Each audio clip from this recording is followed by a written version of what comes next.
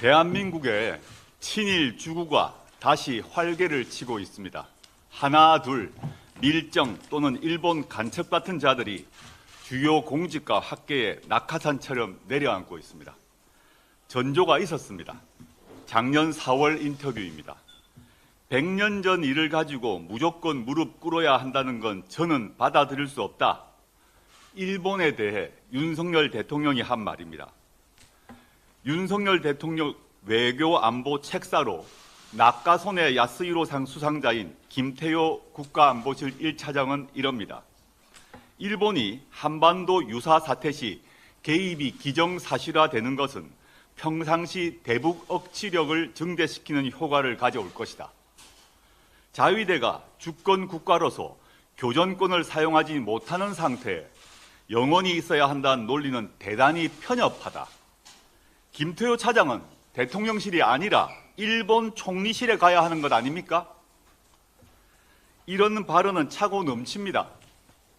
우리나라는 친일 청산할 것이 없다라는 김광동 진실화해위원장, 일제 때 쌀 수탈이 아니라 수출이라는 김낙연 한국학중앙연구원장, 준비 없이 근대화 흐름에 따라 밀려왔기에 실패했다는 이배용 국가교육위원장, 급기야 1945년 8월 15일은 광복절이 아니다라며 광복을 부정하는 김형석 씨는 독립기념관장이 됐습니다. 이 모두 5.18 광주민주화운동기념관장에 전두환을 임명하는 꼴입니다. 이런 의문이 듭니다.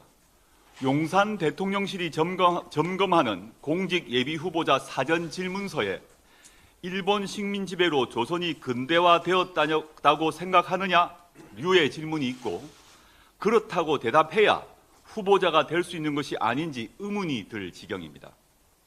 친일 성향이 있었던 이승만, 박정희, 이명박, 박근혜 정권도 이러지는 않았습니다. 역대 어느 대통령도 공개적으로 친일 발언을 하는 후보자를 중용하지는 않았습니다. 친일 논란이 벌어지면 오해라고 해명하는 신용이라도 했습니다. 이 정권에서는 그게 뭐가 문제냐라면서 당당히 반박하고 나섭니다. 검찰 쿠데타로 정권을 잡더니 역사 쿠데타를 획책하는 것입니까?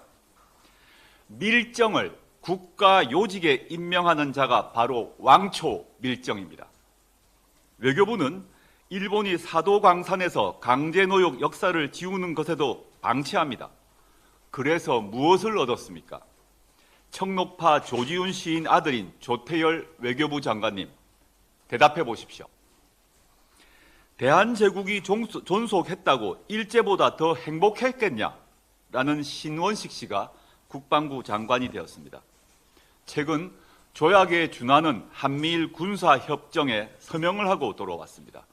머지않아 독도 앞에 우길기를 단 일본 전투함이 출현하고 한반도에 일본 자위대 파견대가 들어오는 끔찍한 상황을 상상하지 않을 수 없습니다.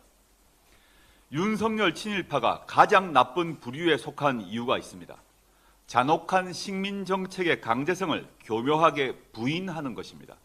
위안부, 징용, 수탈도 강제가 아니라 합법적이었다는 식입니다. 일제의 한반도 식민지화를 긍정하는 매국적 발상입니다. 앞으로 이들 목소리가 대한민국에 퍼지면 백범김구는 테러리스트라거나 이완용의 결정은 민족을 위한 결단이라거나 대한민국 건국일은 1945년 8월 15일이라거나 이런 주장이 득세하게 됩니다. 헌법에 담긴 3.1운동과 임시정부의 의미는 뒤로 밀려날 것입니다. 역사를 잊은 민족에게 미래는 없습니다. 빼앗긴 것은 도로 찾아올 수 있지만 내준 것은 찾아올 수 없습니다. 더는 안 됩니다.